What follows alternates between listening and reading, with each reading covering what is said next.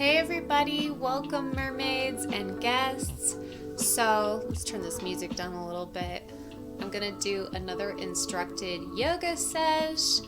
I'm so excited. I just haven't had the time or focus to do this for a minute. So now that I have some time, I'm gonna show you how to do yoga with me. We're gonna start with some intention setting. This time we're gonna use a really cool candle that I got.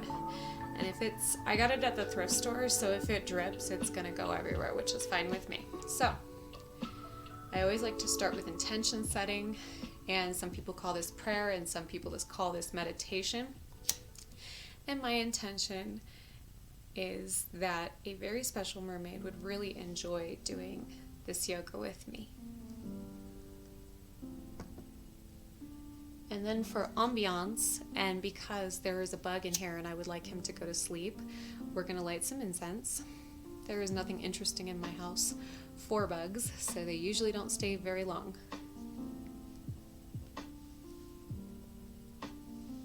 Ooh, fancy. Okay, let's do some yoga.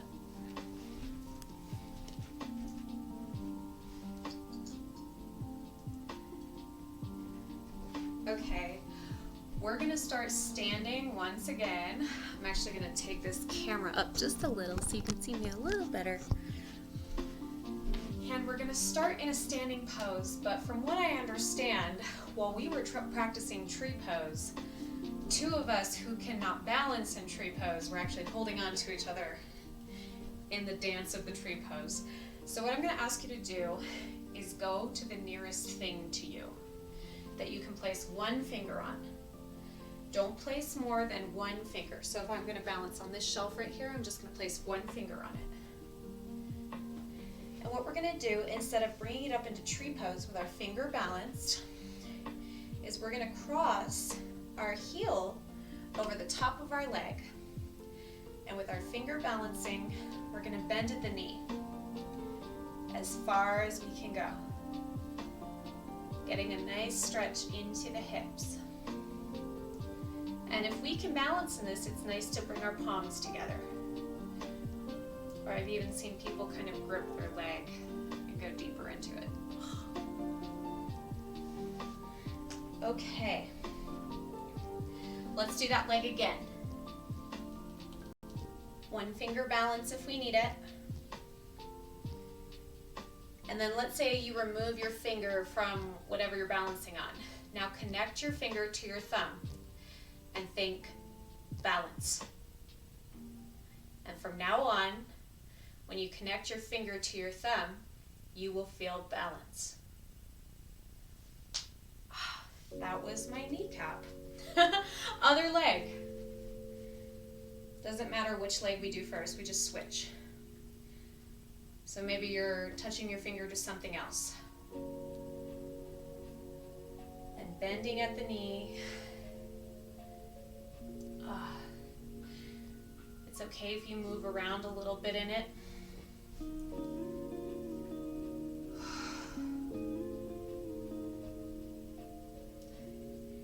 Connecting the palms if you want to for a moment. You can go back to your balance point, one finger.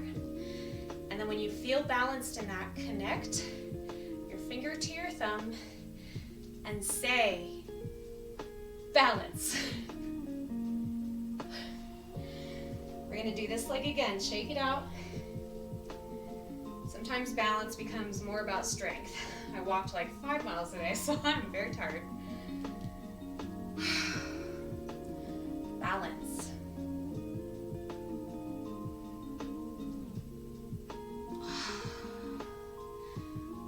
I love shifting around in this pose when I'm in balance. Okay, coming out of it, shake a leg, shake the other leg. Now we're going to go into downward dog.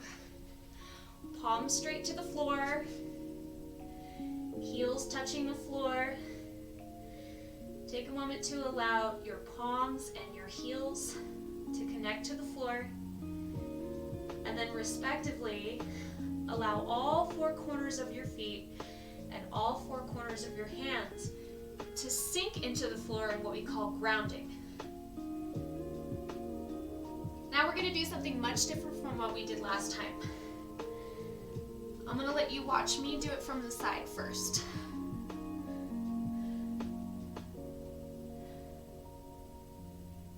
This is what we're doing. Okay? Try it with me. Lifting one of the legs and putting it up as high as you can.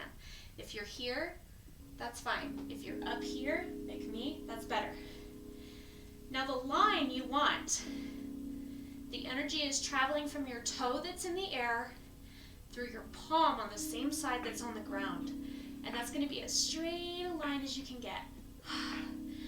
And then I even like to bend my knee and bring it further up. The most stretch you're going to get is in your leg that's down. Now bring everything back down. Oh, my shirt is coming up. Palms down, back into downward dog. Let your head hang for a moment and kind of shake. Shake it out, shake it out. Now we're going to go up with the other leg. So I'm going to kind of turn this way so you can see. Okay? Get ready. This can be super challenging. It's super strengthening. So let's say you're here. That's fine. Let's say you're here. That's fine.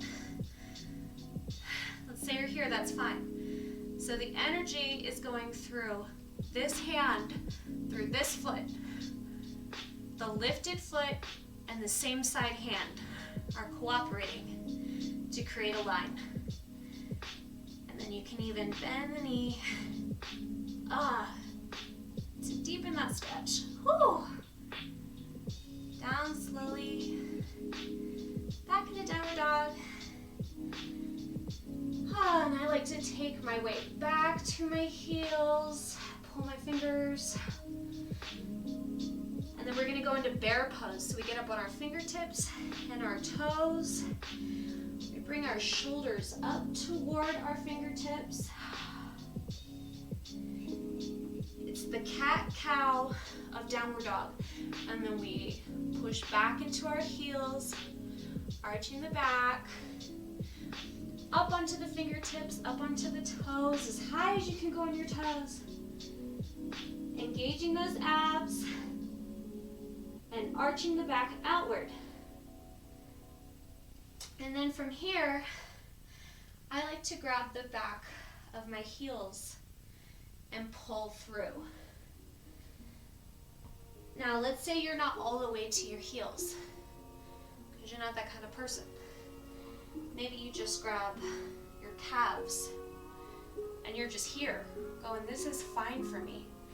And actually, to be honest, when it comes to strength and flexibility, people who naturally make it to here are in a much better position than people make it to here. Because once I'm here, there's nothing else I can do. But if I'm up here, I can pulse into that stretch and play with it more. And sometimes what I'll do is I'll pretend that I'm not flexible, and I'll stop at a point that someone else might stop, and I get a different kind of stretch, which is good too. Okay, now we're gonna sit cross-legged. Remember how lotus goes. You can either put both of your feet on top of your legs like I do, which is, once you get here, it actually feels really, really good to sit like this because of it. Instead of compressing your lower back, it actually stretches out your lower back. Oh, and I would like to adjust in that position. So this is how I like to sit in lotus, or sometimes because I'm less flexible on one side due to an injury, I sit in half lotus. Okay, shimmying the shoulders, letting out any tension. Or you can sit in no lotus, where you just cross your ankles. And sit on those hip bones. Okay, now we're gonna do our circles.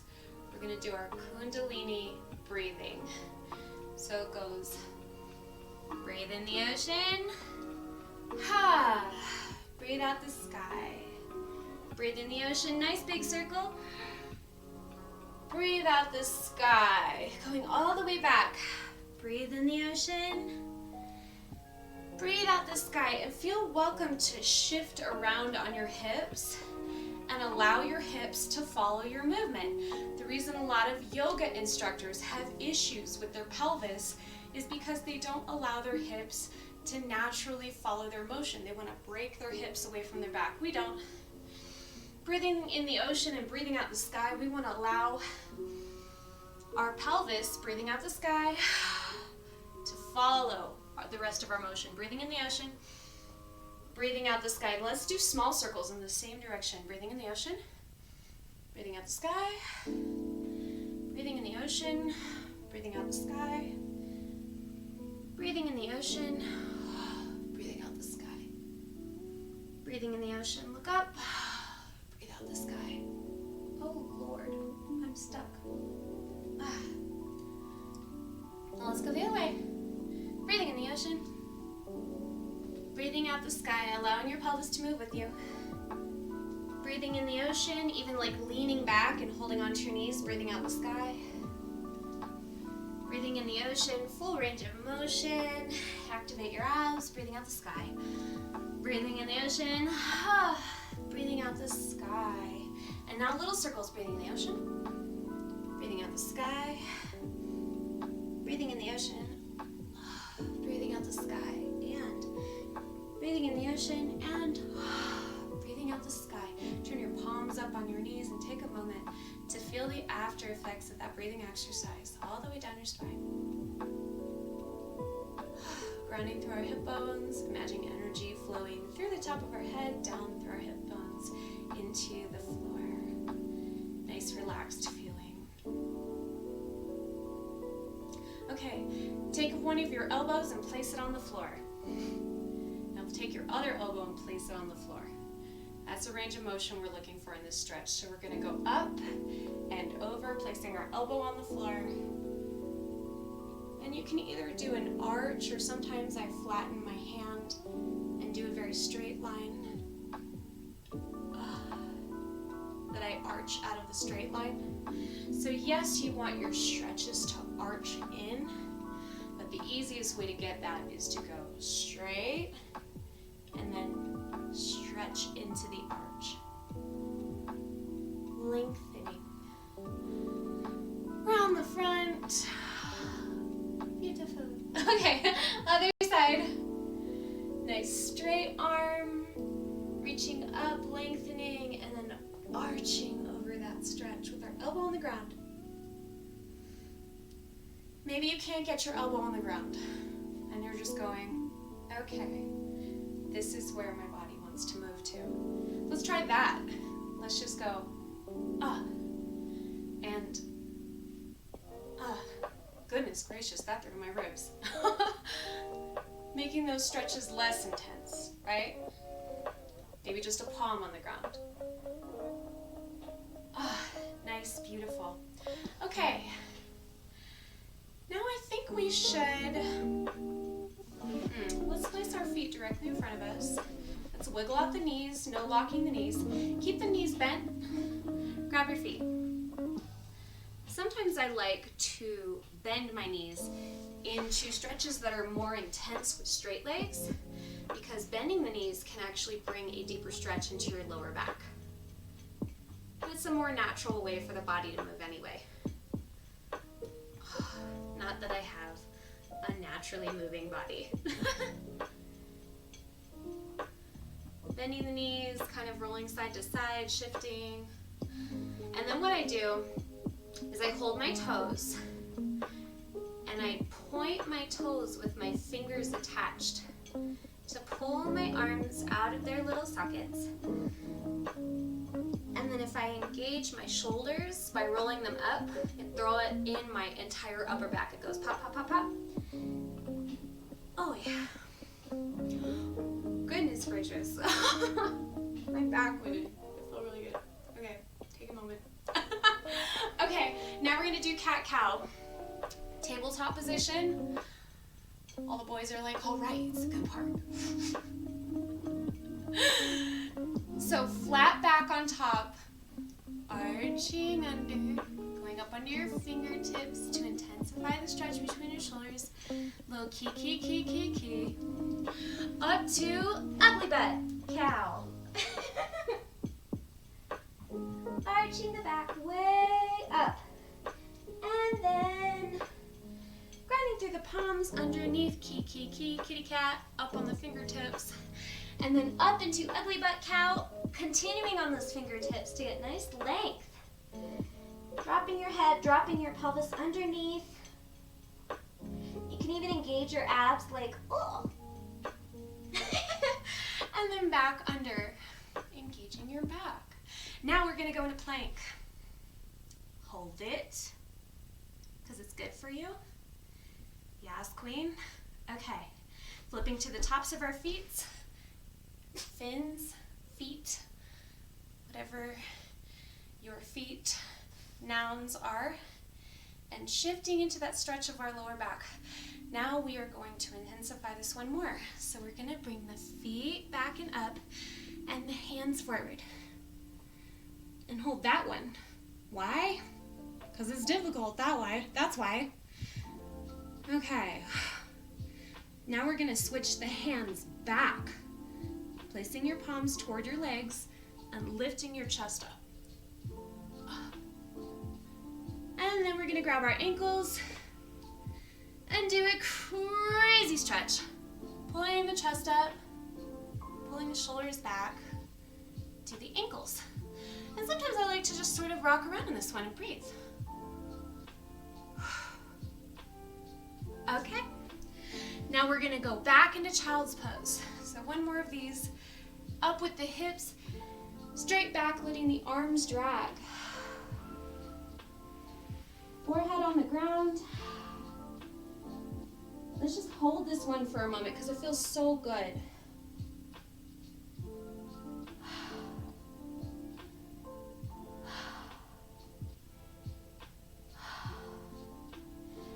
Now we're going to place our palms up toward the sky and put them back by our feet,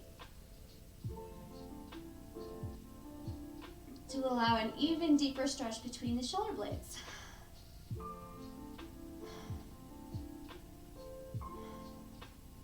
Okay, keeping your knees on the ground and the tops of your feet on the ground. We're going to do a little leg strengthening. So lean back, like Michael Jackson, and place your palms down and your arms forward. Almost like you're thinking, there's something I can hold on to here, but instead I'm gonna squeak my hands along it. Squeak, holding, sitting between our knees, placing our palms together. Place your palms on top of your knees. Bring your knees together for an even deeper stretch. And now we're gonna do something crazy we didn't do before, or at least I don't think we did it before, is we're gonna go straight back over our legs. No fear. We may have done this last time, I can't remember. One time I fell asleep in this pose and I woke up and I felt like, for sure I'm gonna die. Okay, coming back up. I thought I was gonna die. I knew that was totally irrational, but I thought there's no way you can fall asleep in that yoga pose and not die. Okay, now we're gonna stretch our lower back. So we're gonna lay flat on the floor. We're gonna bring one knee up to the chest. Kind of grip it. Feel some internal pressure inside of your hip by forcing your knee like upward into your hands that are clasped. So you get buoyancy inside of your hip joint, not just a stretch, but buoyancy. And now we're going to let the knee fall across, the arms open up, and the nose looks down the direction of the knee that's falling. Down your hand, down your fingertips. Relax your eyes. Relax your body. This pose should feel like you fell into it. Like, whoops, I'm stretching. Noise. Okay. Let's come slowly back up with both knees to the chest. Do a couple of circles. Do a couple of circles the other way. One leg goes down. Nice and slow. Putting the opposite leg down this time. This knee comes up to the chest, and we don't just like stretch it in, even though that's great. That's great. That can break up scar tissue and stuff like that. But what we really want is to push the knee out on the clasped hands and create buoyancy inside of the stretch. That way you don't just have collapsing joints, you have joints you control. And we're gonna go across with this knee, out with the arms, and it should feel like you fell into this position. Like perhaps you fell from the top of a tree, and you are the most beautiful fallen thing there is. Relaxing the hands and looking down the hand that is in the direction of the knee that fell. It's so nice. This has got to be my favorite stretch.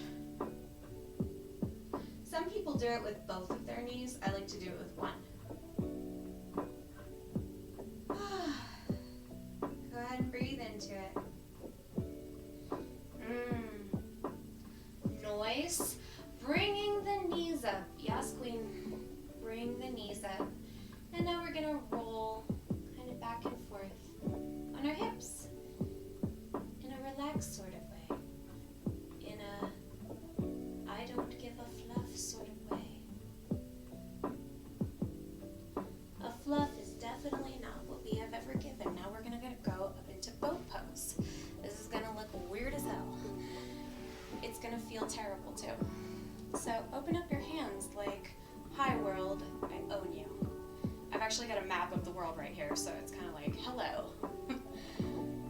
And our legs stay up, our knees are bent. This is the easy version of this pose. We're balancing on the bootay. Oh my God, I thought it was a bug. There was a leaf on me, I thought it was a bug. Okay, holding. If you laugh, it actually helps this pose. It's more strengthening. Makes it more strengthening. Now we're gonna bring the legs straight up to make that pose more intense. And then if you want to be even crazier, stretch your toes out.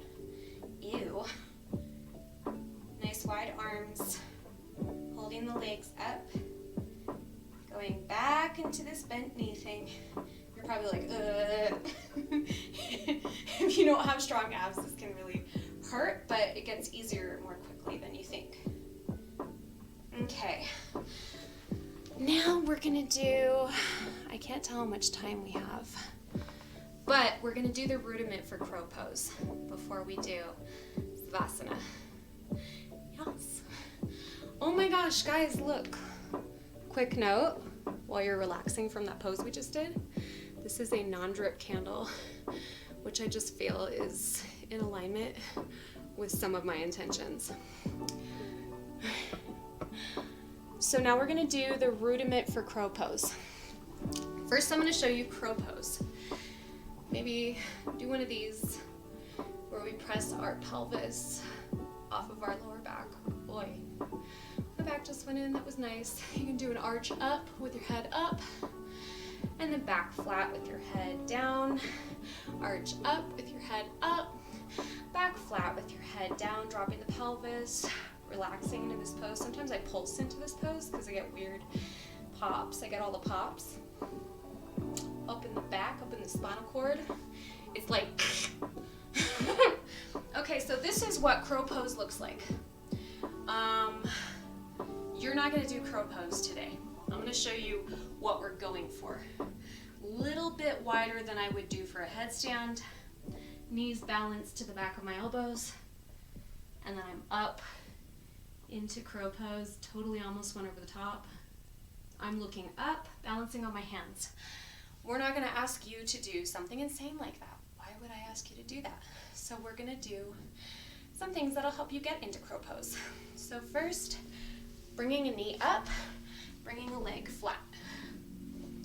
We're gonna hold that knee with the leg flat. Try not to be too perverse with this angle. Okay, and we're gonna switch. Leg flat, knee up. Yes, queen. Just kind of feeling those deep stretches into the pelvis. And now to practice for crow pose in the future is a little cat-cow, right? And then we're just gonna balance our knees on the back of our elbows, like on the back of our arms. Do you see where my knee is? My palms are flat and my knee just connects to the back of my arm. And instead of you going like, hey, we're a crow, and then up into like pelican or whatever that is where you stretch up into it, instead, you're just gonna sort of rock your knees onto the backs of your arms. And you can even get closer and kind of tuck your knees up into your armpits, and you can kind of feel, where does my body like to balance? You can do a little hop. But this is the rudiment for crow pose, and it will help us eventually get used to that feeling and going up into that balance. And I have to say, when nothing else will throw my back in, my lower back, crow pose kind of does it. Before we get in Savasana, I'm actually going to throw out my hips.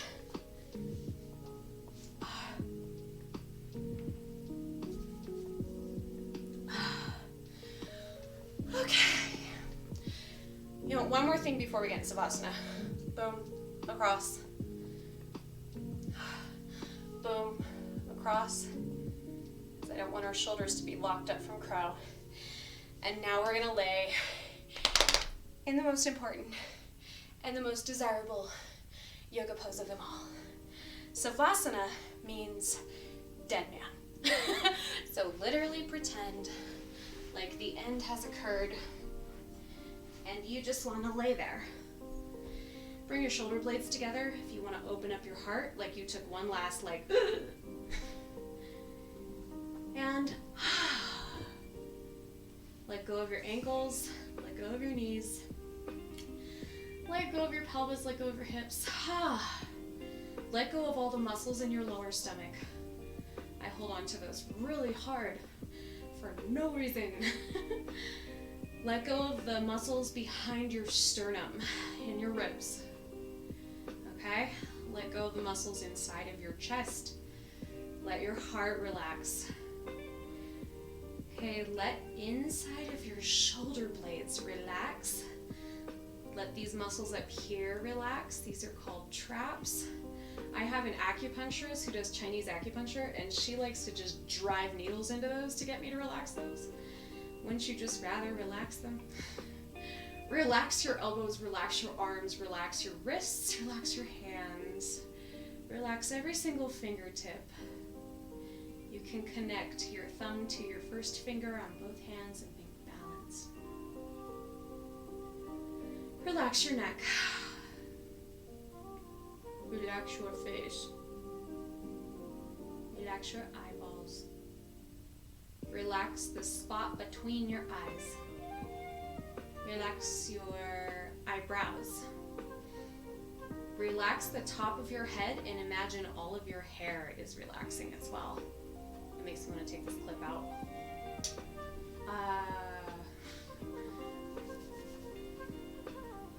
And now take a moment to let go.